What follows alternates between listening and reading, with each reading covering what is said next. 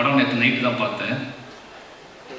நல்லா யோசிச்சுட்டே உட்காந்துருந்தா எல்லாரும் பேசல கவனிக்க ஆரம்பிச்சோன்னா நிமிஷா விஜயன் பக்கத்துல இருந்து பேசிகிட்டே இருந்தாங்கன்னா நான் எனக்கு ஒரு சின்ன டவுட் அவங்ககிட்ட கேட்டேன். படத்தில் அவங்க கேரக்டர் கொஞ்சம் ஸ்பெஷலாக பண்ணியிருக்காங்க. அது எந்த மாதிரி டிசைன் பண்ணி போயிடணும். என்னோட அசிஸ்டன்ட் டைரக்டரோட தான் அந்த படம் நான் பார்த்தேன் நேற்று நைட்டு. இப்போ டிஸ்கஷன் படம் முடிச்சுட்டு பேசும்போது அந்த கேரக்டரோட டிசைன் எப்படி பேசிட்டு இருக்கும்போது இப்போ எனக்கு தோணுது உங்களை பார்த்துட்டு தான் அவன் அதை பண்ணியிருப்பான்னு சொல்லிட்டு. எனக்கு சரியா இங்கிலீஷ் தெரியாது அப்படின்னால அது என்ன டிசார்டர்னு கண்டுபிடிக்க தெரியல. அது கொஞ்சம் அசிஸ்டன்ட் கேட்டேன் என்ன டிசார்டர் அப்படின்னு கேட்டேன்னா அப்போ வந்து அது கொஞ்சம் என்ன சொன்னா பயங்கர எனர்ஜியாக இருப்பாங்க, எக்ஸ்ட்ராவாக யோசிப்பாங்க, ஏதாவது ஒன்று பாடு. அப்போ அது எப்படி யோசிச்சுக்கிட்டே படம் கார் ஓட்டிட்டு வந்தேன். இதை பற்றி என்ன பேசுறது அப்படி யோசிச்சிட்டே வந்தேன். வந்து உட்கார்ந்துலேருந்து அவங்க பண்ணுற ஆக்டிவிட்டீஸ்லாம் பார்க்கும்போது இது அதுக்கும் சேர்ந்தது தானா அப்படின்னு சொல்லிட்டு ரொம்ப எனர்ஜியாக இருக்காங்க. நிச்சயமாக டீமுக்கு ஒரு நன்றி சொல்லணும். இந்த படம் பார்த்தேன். ஃபஸ்ட்டு அந்த படத்துலேயே உங்களை ஆரம்பிச்சலாம்னு நினைக்கிறேன். எனக்கு நெல்சன் பழக்கம் வந்து நான் அந்த நெல்சனுக்கு கால் பண்ணதுக்காக ஒரு நாள் இந்த நெல்சன் கால் பண்ணிட்டேன். ஃபோன் அடிச்சுட்டு யோ இருக்கியா இருக்கு அப்படின்னு கேட்கும்போது மாதிரி நான் நெல்சன் பேசுகிறேன் நம்ம நெல்சன் பேச மாட்டேன் அப்படின்னு. அப்போ இல்லை நெல்சன் எனக்கு ரொம்ப பிடிக்கும். ஏன்னா ஒரு நாள் கூத்து அவரோட முதல் படம். பொதுவாக நம்ம என்ன நினைப்போம்னா 2 ஆப்ஷன் இருக்குது சினிமா நம்ம வந்து சூஸ் பண்ணுறதுக்கு. படம் 2 ஆப்ஷன் அப்படின்னா 2 வேரியேஷன் இருக்குது. ஒன்று ஃபைட், ஒரு என்ன சொல்கிறதுனா யார் என்ன சொன்னாலும் கேட்காம அடமெண்ட்டாக நம்மளோட கிரியேஷன் இப்படியாப்பட்ட கதைகளை சூஸ் பண்ணி அந்த கதைகளுக்காக ஃபைட் பண்ணி அந்த கதைகளை மேடை எடுத்துறது, அந்த கதைகளை வந்து ஆடியன்ஸ்க்கு கொண்டு போய் சேர்க்கறதுன்னு ஒரு விஷயம் இருக்குது. இன்னொரு விஷயம் எது வெற்றியின் பக்கத்தில் இருக்குது, எது வந்து சக்ஸஸாக இருக்குது, எது நம்மளை போர்ட்ரேட் பண்ணணும், நம்மளை ஒரு டைரக்டராக நம்மளை ஒரு செலிபிரிட்டியாக எது போர்ட்ரேட் பண்ணணும்னு சொல்லி சூஸ் பண்ணி அந்த பக்கம் போய் இருக்கிறது சம்பாதிக்கிறது. இந்த மாதிரி நெல்சனோட 4 படங்கள் எடுத்து பார்த்தீங்கன்னா ரொம்ப ஆச்சரியமாக இருக்கும். என்ன ஆச்சரியமாக இருக்கும்னா அவர் கதை ரொம்ப கனமான கதைகளை எடுத்துக்குவார். நான் நிறைய நாள் யோசிச்சிருக்கேன் அவர் வயசு தான் என்ன ஏன் அழகு ஒரு நாள் வந்து பார்க்கும்போது எனக்கு வந்து அப்போ வந்து அவங்க கூட பழகின ஃப்ரெண்ட்ஸ்லாம் எனக்கு ஃப்ரெண்ட்ஸாக இருந்தாங்க. அவங்க எல்லாரும் நெல்சன் பேசும்போது சின்ன பையன் மாதிரி நினச்சிட்டேன் நான். அப்போ இவர் சூஸ் பண்ணுற கதைகள் எல்லாமே வந்து மான்ஸ்டராக இருக்கட்டும், இல்லை வந்து பர்கானாவாக இருக்கட்டும், ஒரு நாள் பற்றிலாம் ஃபஸ்ட்டு படம் தொடங்கின விதமே வந்து ஒரு மெச்சூர்டான இது என்ன சொல்கிறது, இது வந்து இன்னொரு இப்போ உள்ள ஜென்ரேஷன் பார்ப்பாங்களா, இப்போ உள்ள ஜென்ரேஷன் கனெக்ட் ஆவாங்களா அப்படின்லாம் யோசிக்காமல் ஒரு சினிமாவை நேர்மையாக அது நீ கனெக்ட் ஆகுது ஆகலை, எனக்கு ஒரு விஷயத்தை காட்டணும்னு தோணுது, அது எப்படி தான் தொடங்கணும்னு தோணுது, நான் அதோட தொடங்கணும். அந்த மாதிரியான மனிதர்களை இந்த மாதிரி விலகி நிற்கக்கூடிய அங்கங்கே அவர் கதாபாத்திரத்தில் ரொம்ப பிடிச்சது என்ன அப்படின்னா எல்லாத்துக்கும் இன்டீரியராக ஒரு லைஃப் இருக்கும். எல்லா கேரக்டர்ஸுக்கும் இன்டீரியராக ஒரு லைஃப் இருக்கும். வெளியே நம்ம எல்லாம் ஜாலியாக இருப்போம், ஆடுவோம், பாடுவோம், ஏதோ பண்ணுவோம். பொது புத்தி என்ன இருக்கோ பொது புத்தியோட கனெக்ட் ஆகி பொது புத்தி கூட ட்ராவல் பண்ணிகிட்டு இருப்போம். பட் இன்டீரியராக இருக்கிறத நம்ம வந்து பெருசாக எஸ்டாப்ளிஷ் பண்ண மாட்டோம். அது நமக்கு பிடித்தமான மனிதர்கள்ட்ட கேர்ள் ஃப்ரெண்ட்கிட்டையோ இல்லை அவங்ககிட்ட கூட நம்ம மறைக்க ட்ரை பண்ணுவோம். அவருடைய 4 படத்துலையும் பார்த்தீங்கன்னா அந்த கேரக்டர்ஸ் அவரோட கேரக்டர்ஸ் இன்டீரியரான அவங்க மனசுக்குள்ளே இருக்கக்கூடிய அந்த மனசுக்குள்ளே கேட்டுக்கிட்டே இருக்கக்கூடிய ஒரு பாட்டுக்கு அவங்க ஆடி இருப்பாங்க, மனசுக்குள்ளே கேட்டுக்கிட்டே இருக்கக்கூடிய ஒரு கேள்விக்கு அவங்க பதில் பேச ஆரம்பிச்சிருப்பாங்க, மனசுக்குள்ளே கேட்டுக்கிட்டே இருக்கக்கூடிய மனசுக்குள்ளே வந்து வரைஞ்சிக்கிட்டே இருக்கக்கூடிய ஓவியத்தை வெளியே காட்ட ட்ரை பண்ணுவாங்க. இப்படியாப்பட்ட கேரக்டர்ஸ் அவர் கிரியேட் பண்ணுறாரு. அது என்ன அப்படின்னா எங்கள் ஜென்ரேஷன் டேரக்டர்ஸ் தான் நெல்சன்.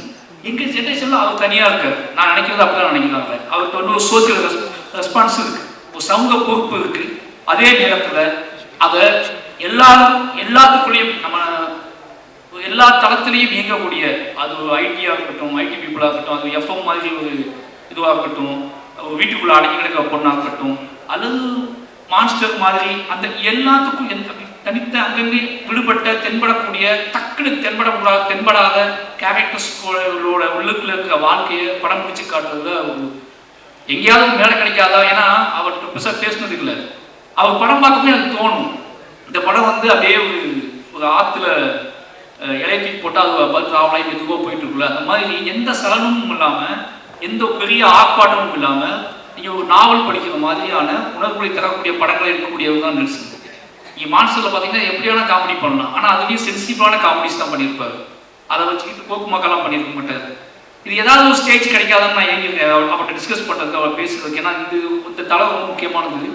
அப்படி டிஎன்ஏ பார்க்கும்போது எனக்கு வந்து அந்த கதையை வந்து சூஸ் பண்ணதும், இந்த கதையை படம் பண்ணணும்னு சூஸ் பண்ணதும், அவரோட அந்த பயோபிக் அவரோட சினிமாகிராஃபியில் பார்க்கும்போது எனக்கு தெரியுது அவர் இந்த மாதிரி தான் சூஸ் பண்ணுறாரு.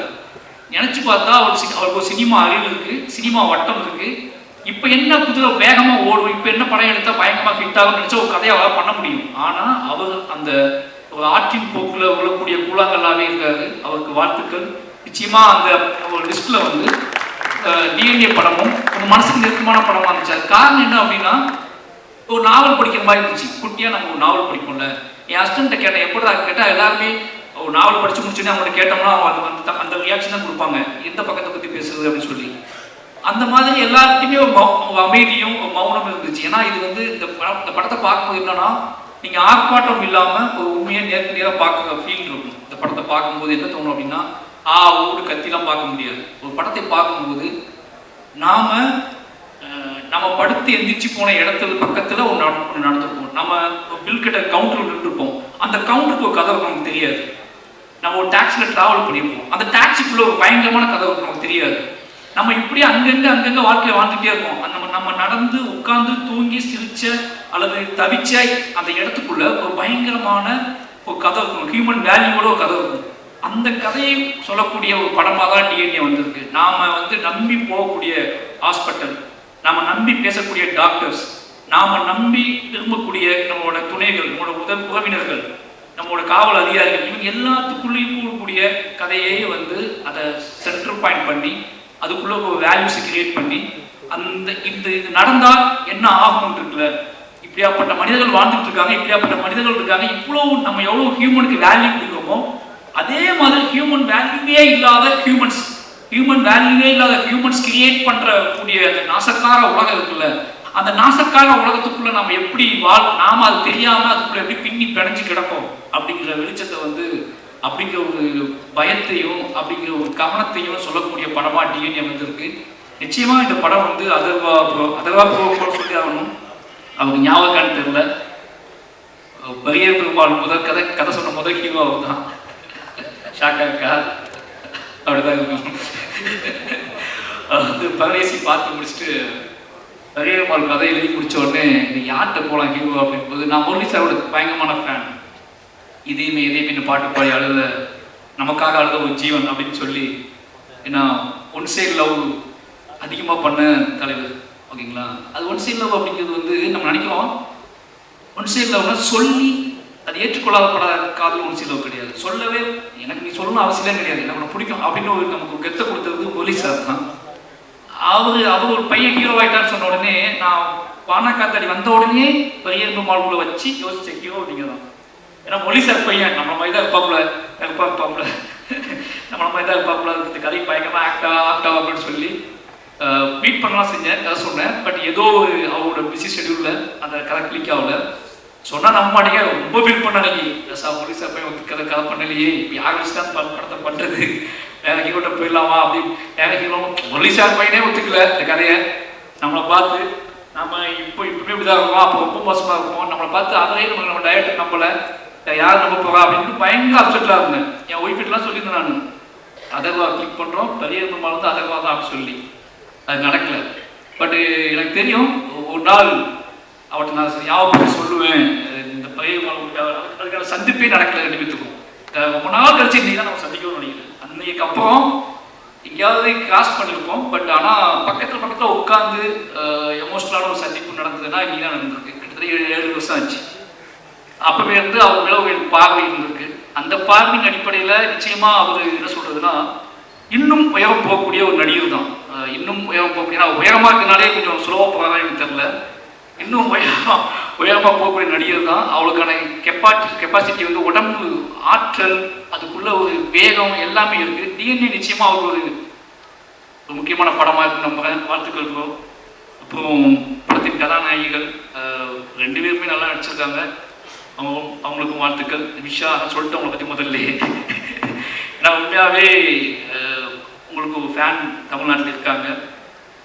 ஒரு ஹீரோயினுக்கு ஃபேன் உருவாகுவது வந்து இதெல்லாம் நினச்சிட்டு இருக்க மாதிரி கிடையாது.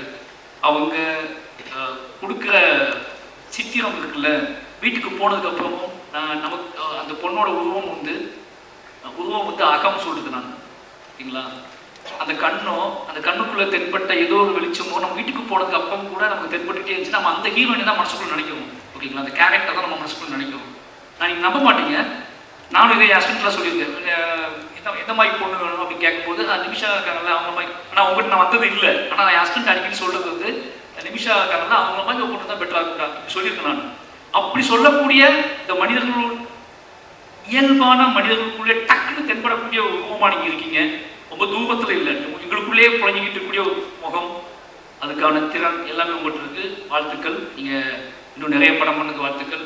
அப்புறம் தலைவர் நம்ம அம்பேத் சார், வந்து ரொம்ப பெருமையாக இருக்கு எனக்கு, ரொம்ப ஆச்சரியமா இருக்கு.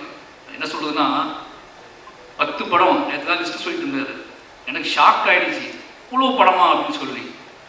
ஏன்னா இப்போ என்னோட ஒய்ஃப் சொல்லுவாங்க, நீ அரசியல் பேசு, சினிமாவில் பேசு, இது பண்ணு, எழுதுலாம் ஓகே, பட் ஆனால் அரசியல்வாதி மாதிரி யோசிச்சிடாத அப்படிம்பாங்க.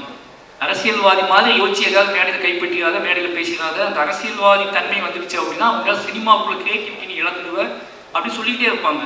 உனக்குள்ள இருக்கிற வாழ்க்கை, இந்த வாழ்க்கைக்குள்ள ஒரு அரசியல் இருக்கு. அந்த அரசியல் உன்னோட கலைத்தன்மையை, கலை ஒரு ஆங்காரம் இருக்கு, அந்த ஆங்காரத்துக்கு நீ வேலை செஞ்சுக்கிட்டு இருக்க. ஆனால் அரசியல்வாதிக்கிட்ட அந்த ஆங்காரம் இருக்குமான்னு தெரியாது. ஏன்னா ஒரு மேடை, அது மக்களை, மெயின் ஸ்ட்ரீம் மக்களை நோக்கி கவரக்கூடிய, மெயின் ஸ்ட்ரீம் மக்களை கவரக்கூடிய மட்டும் கிடையாது, மெயின் ஸ்ட்ரீம் மக்களை தனக்கான ஆட்களாகவே மாற்றக்கூடிய அரசியல்வாதி பாயிண்ட் ஆஃப் வியூ. தனக்கான மக்களாக மாற்றக்கூடியது கிடையாது கலை.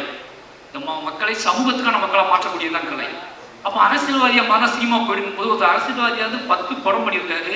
இந்த 10 படமும் நல்ல நல்ல படங்கள் பண்ணியிருக்காரு. அவர் சொன்ன லிஸ்ட்டே நான் நேற்று தான் கேட்டேன். எனக்கு கல்வெத்தி முகம் ரொம்ப படம் தெரியாது, எனக்கு அதுவே ஆச்சரியமா இருந்துச்சு. அப்போ ஜிப்சி, மணங்குத்தி பறை எல்லாம் பண்ணியிருக்காரு. மணங்குத்தி பறை பண்ணியிருக்காரு, ஜிப்சி பண்ணியிருக்காரு, கல்வெத்தி முகன் பண்ணியிருக்காரு, டாடா பண்ணியிருக்காரு. இன்னைக்கு எல்லாருமே நல்ல டேரக்டரா இருக்காங்க. ராஜமுருகனை வந்து ஜிப்சி பண்ணதுக்கு அப்புறம் அந்த மாதிரி ஒரு கான்செப்டை அவ்வளோ அவ்வளோ ஆர்டிஸ்டிக்கா எடுத்திருப்பாரு அந்த படத்தை. அந்த படம் எடுத்து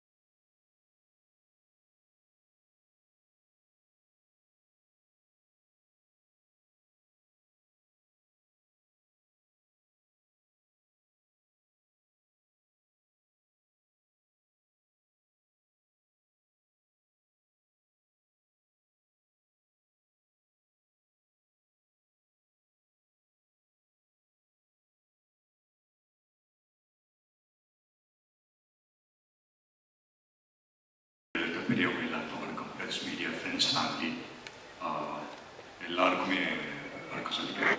ரொம்ப ரொம்ப சந்தோஷம் இந்த பிஸி ஸ்கெடியூலில் மாதிரி சார் நீங்கள் வந்து ரொம்ப ரொம்ப சந்தோஷம். Thank you so much for coming sir. And முக்கியமாக 2 பேர் நிலாபாரதி அவர்களும்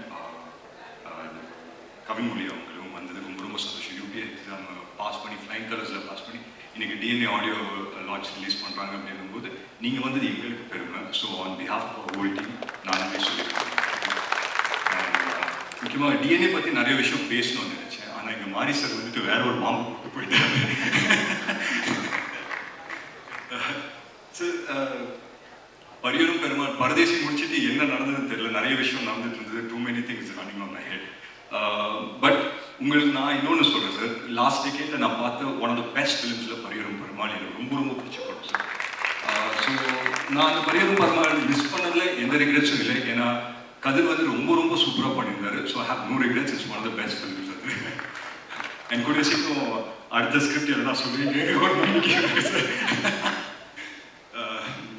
ஸோ மற்றபடி டிஎன்ஏவை பொறுத்த வரைக்கும் வந்து என்கிட்ட நெல்சன் சார் கதை சொல்கிறதுக்கு முன்னாடியே அம்பேத்கர் எனக்கு ஃபோன்லேயே சொல்லிட்டாரு.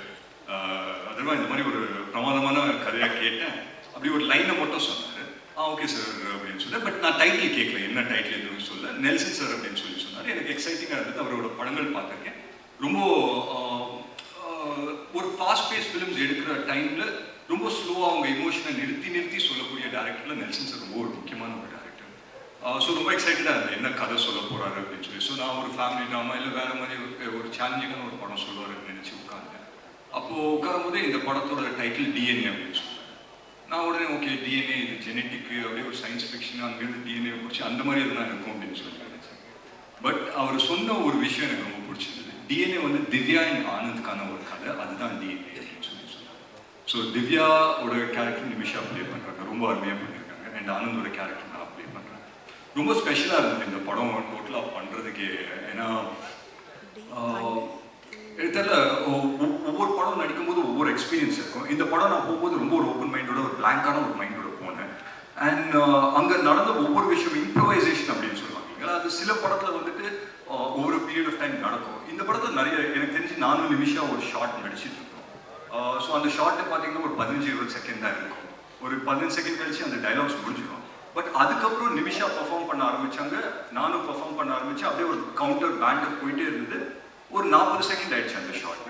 அண்ட் அந்த ஷார்ட் போய் உட்காந்து பார்க்குறோம், அவ்வளோ அழகாக இருக்குது. ஏன்னா அந்த 15 செகண்ட் நாங்கள் பர்ஃபார்ம் பண்ணது பர்ஃபார்மன்ஸ் மாதிரி தெரியல. அதுக்கப்புறம் நாங்கள் பண்ணது எல்லாமே அவ்வளோ நேச்சுரலாக தெரிஞ்சுது எங்கள் கண்ணுக்கு. அண்ட் நெல்சன் சார் அதை அப்படியே வந்து படத்தில் வச்சிருக்காரு. அண்ட் ட்ரெய்லர்லேயும் அந்த ஷார்ட் பார்த்துருப்பீங்க அப்படின்னு நினைக்கிறேன். 2 பேர் உட்காந்து கட்டி பிடிச்சி அது ஒரு ஷார்ட். ஸோ ரொம்ப ஒரு ஸ்பெஷலான ஒரு படம். அண்ட் இந்த படம் மட்டும் சில படத்துக்கு இது ஒரு அமையும். பொதுவாக ஒரு கதை கேட்ட பிறகு ஒரு 3-4 மாதம் ஆகும் ஒரு படம் ஷூட்டிங் போகிறதுக்கு, எல்லா காஸ்ட்டு க்ரூ எல்லாம் செட் ஆகிறதுக்கு. பட் இந்த படம் மட்டும் என்னன்னு தெரியல, எல்லாமே டக்குன்னு அமைஞ்சுது. ஏன்னா வரும்போதே வந்துட்டு திவ்யா கேரக்டருக்கு யார் யோசிக்கலாம் அப்படின்றதுக்கு ஒரு ஸ்பேஸே கிடையாது. ஏன்னா நிமிஷா தான் திவ்யா அப்படின்னு சொல்லி நாங்கள் டிசைட் பண்ணிட்டோம். ஸோ நிமிஷா தான் வேறு யார் பண்ணியிருப்பாங்க அப்படின்னு சொல்லி இன்றைக்கி என்னால் யோசிக்க கூட முடியல அந்த கேரக்டர். மாரி சார் சொன்ன மாதிரி ரொம்ப ரைட்லி சொன்னார். நிமிஷாவை பார்த்து இந்த கேரக்டர் எழுதுனாங்களா இல்லை இந்த கேரக்டர்னால நிமிஷா வந்து அவங்க வந்து பர்ஃபார்ம் பண்ணதால அது என்னன்னு சாட்சி எனக்கு தெரியல. பட் வாட் எவர் படத்தை பார்க்கும்போது ரொம்ப ரொம்ப சந்தோஷமாக இருக்குது. அண்ட் நான் சொன்ன மாதிரி இந்த படம் வந்து டக்குன்னு செட் ஆகிடுச்சு. ஸோ காஸ்ட் ஆகட்டும், க்ரூ ஆகட்டும், அண்ட் மியூசிக் டைரக்டர் கேட்டோம். மியூசிக் டைரக்டர் யார் பண்ணலாம் அப்படின்னு சொல்லி யோசிக்கும் போது அவர் சொன்னார், இந்த மாதிரி நான் எஃப்எம் என் பேக்ரவுண்டு எனக்கு மியூசிக் பற்றின சென்ஸ் இருக்குது, நான் மியூசிக் டைரக்டர் சொல்கிறேன் அப்படின்னு சொன்னோடனே ஒரு 5 நேம்ஸ் சொன்னார். இதுதான் ஒரு மியூசிக் டைரக்டர் அப்படின்னு சொன்னார். இதுக்கு எப்படி ரியாக்ட் பண்ணுறதுன்னு தெரியல. பட் ரொம்ப எக்ஸைட்டிங்காக இருந்தது, புதுசாக இருந்தது. 5 மியூசிக் இண்டிபெண்டன்ட் மியூசிக் டைரக்டர்ஸ் பண்ணுறாங்க. அவங்களோட பாட்டெல்லாம் கேட்டிருக்கேன், ரொம்ப அருமையாக இருக்கும். ஏன்னா அவங்க வாய்ஸஸும் ரொம்ப சூப்பராக இருக்கும். So I set okay fine sir, இது பண்ணலாம் அப்படின்னு சொல்லி. அண்ட் எல்லாமே டக்குன்னு அமைச்சு 2 மாதத்துக்கு நாங்கள் எல்லாருமே ஷூட்டிங் போயிட்டோம். அதுக்கு முக்கியமான காரணம் வந்துட்டு எங்கள் ப்ரொடியூசர் அம்பேத்கரோட சப்போர்ட் தான். அவர் இல்லாமல் நடந்துக்கவே நடந்துட்டாங்க. ஏன்னா அவ்வளோ ஒரு பேஷனேட் உள்ள ஒரு ப்ரொடியூசர். அண்ட் அந்த பேஷனால தான் என்னன்னு தெரியல, எல்லா நல்ல கதையும் அவர் கம்பெனிக்கு தான் போகுது. அண்ட் இப்போ இந்த படம் தாண்டி நெக்ஸ்ட் ஃபிலிமும் ரொம்ப நல்லா வந்திருக்கு அப்படின்னு சொல்லி கேள்விப்பட்டேன். So congratulation sir, all the very best. And மற்றபடி எனக்கு வந்து இந்த படத்தில் மற்ற காஸ்ட் ஆகட்டும், ரமேஷ் வந்துட்டு எனக்கு இமைக்கா நொடிகள் டைம்ஸ்லேருந்து தெரியும். ஸோ ஒரு க்ளோஸான ஒரு ரிலேஷன்ஷிப் ஷேர் பண்ணுவோம். ஸோ அண்ட் மற்ற காஸ்ட்க்கு எல்லாருக்குமே நான் நன்றி சொல்லிக்கிறேன். அண்ட் ஒவ்வொருத்தர் பேர் சொல்லலைன்னா தப்பாக நினச்சிக்க வேண்டாம். But I thank every one of them. And முக்கியமாக நான் நெல்சன் சார் பற்றி சொல்லி ஆகணும்.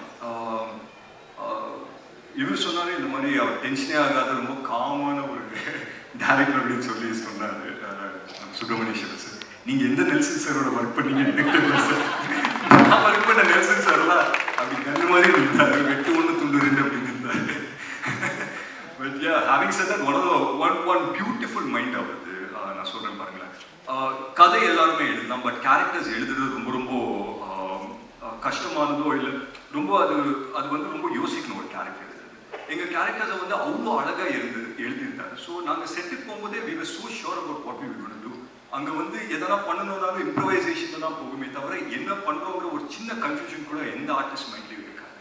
ஸோ அந்த விதத்தில் நாங்கள் நெல்சன் சாருக்கு ரொம்ப நன்றி சொல்கிறோம். அண்ட் ஒரே ஒரு விஷயம் தான் சொன்னார் படம் நரேட் பண்ண பிறகு, எனக்கு வந்து இந்த படம் எப்படி வரும் அதெல்லாம் எனக்கு சொல்ல தெரியுது. ஒரு நல்ல படமாக உங்களுக்கு எடுத்து தரேன், உங்கள் கெரியருக்கு இது ஒரு நல்ல படமாக இருக்கும் அப்படின்னு சொல்லி சொன்னார்.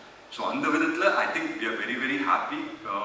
அண்ட் எங்கள் டீமில் வந்து பொதுவாக இந்த ஆடியோ லான்ச்சு இல்லை இந்த மாதிரி லான்ச் இவெண்ட்ஸ்க்கு வந்தால் ஒரு பயம் கலந்த ஒரு சந்தோஷம் இருக்கும். சரி, படம் ரிலீஸ் ஆக போகுது, இன்னும் 10 நாள் என்ன ஆக போகுது தெரியல, ஆடியன்ஸ் நம்ம அளவுக்கு அவங்களும் அதே மாதிரி ரியாக்ட் பண்ணுவாங்க அப்படி இப்படின்னு சொல்லி ஒரு சின்ன ஃபியர் இருக்கும். பட் என்னமோ தெரியல, I think on behalf of our entire team நான் சொல்லிக்கிறேன், ஒரு சின்ன சென்ஸ் ஆஃப் தைரியம் இருக்குது, ஒரு சின்ன சென்ஸ் ஆஃப் கான்ஃபிடன்ஸ் இருக்குது. என்னென்னா ஒரு நல்ல படம் எடுத்துக்குங்கிற ஒரு நம்பிக்கை இருக்குது. ஸோ அந்த விதத்தில் வெரி வெரி ஹாப்பி. அண்ட் முக்கியமாக நான் ஒரு விஷயம் சொல்கிறேன், எந்த ரிலேஷன்ஷிப் எடுத்துக்கிட்டாலும் வந்து ஒரு விஷயம் ரொம்ப ரொம்ப முக்கியம். என்னன்னா ட்ரஸ்ட், நம்பிக்கை. நம்பிக்கை வந்து ரொம்ப ரொம்ப முக்கியம். ஒரு ஃப்ரெண்டு இன்னொரு ஃப்ரெண்ட் மேலே வைக்கிற நம்பிக்கை, ஒரு காதலன் காதலி மேலே வைக்கிற நம்பிக்கை. இந்த படத்தை பொறுத்த வரைக்கும் ஒரு ஒரு ஒய்ஃப் அவங்க ஹஸ்பண்ட் மேலே வைக்கிற நம்பிக்கை, ஒரு மனைவி அவங்க கணவன் மேலே வைக்கிற நம்பிக்கை. அந்த நம்பிக்கைனால அவனால எந்த அளவுக்கு அவனை புஷ் பண்ணிக்க முடியும் இந்த நேம் ஆஃப் லவ். அதுதான் ஒரு பர்ஃபெக்ட் எக்ஸாம்பிள் டிஎன்ஏ அப்படின்னு சொல்லி நான். அண்ட் அந்த விதத்தில் ஒரு நல்ல படம் எடுத்துக்கோங்கிற நம்பிக்கை எங்களுக்கு இருக்கு. I hope and pray that உங்கள் எல்லாருக்குமே பிடிக்குங்கிறது நான் நம்புறேன். அண்ட் 20th படம் ரிலீஸ் ஆகுது, எங்கள் படம் இனிமேல் உங்கள் படம் ஆகிடும் 20th அப்புறம். I hope and pray that இந்த படம் வந்துட்டு ஒரு மிகப்பெரிய சக்ஸஸ் எல்லாருக்குமே அமையணும். அண்ட் முக்கியமாக எங்கள் distributors Regent sir, Senthurmurthy sir, Regent ஃபிலிம்ஸ்க்கு நான் நன்றி சொல்லிக்கிறேன். அண்ட் வாங்கின ஒவ்வொரு டிஸ்ட்ரிபியூட்டர்ஸ் இந்த படத்துக்கும் எல்லாருக்குமே இது ஒரு வெற்றி படமாக அமையணும். அண்ட் எல்லாருக்குமே இந்த படம் நல்லதாகணும் அப்படின்னு சொல்லி மேலே கேட்கிறேன். அண்ட் முக்கியமாக ஒருத்தர் பற்றி நான் சொல்லிடணும், திங்க் மியூசிக் சந்தோஷ் சார். அதுக்கான கரெக்டான மேடையாக இருக்கணும் அப்படின்னு சொல்லிட்டு நினைச்சேன். நிறைய யங் டேலண்ட்ஸை வந்துட்டு வளர்த்துக்கிறாரு சந்தோஷ் சார். அண்ட் ஒரு நல்ல படம் வந்து பண்ணியிருக்கோன்ற ஒரு கான்ஃபிடன்ஸ் எங்களுக்கு இருந்து நாங்கள் உங்ககிட்ட இல்லை யார்கிட்ட போய் ப்ளே பண்ணாலும் இன்றைக்கி இருக்கிற இண்டஸ்ட்ரி ஐ திங்க் நல்ல கான்டென்ட்டாக அவங்களோட கான்டென்ட்டாக இது பண்ணிக்கிட்டு அதை ப்ரமோட் பண்ண பார்ப்பாங்க. அண்ட் ஐ திங்க் டிஎன்ஏக்கு அது நடந்திருக்கு அப்படின்றது நான் ஆனஸ்ட்டாக ரொம்ப நம்புறேன். ஸோ மற்றபடி எங்கள் படம் இனிமேல் உங்கள் படம் 20th அப்புறம் ஸோ கூடிய சீக்கிரம் தியேட்டர்ஸ் ரிலீஸ் ஆகும். ஃபேமிலிஸோடு வந்து பாருங்கள், பார்த்து என்ஜாய் பண்ணுங்கள். Thank you so much.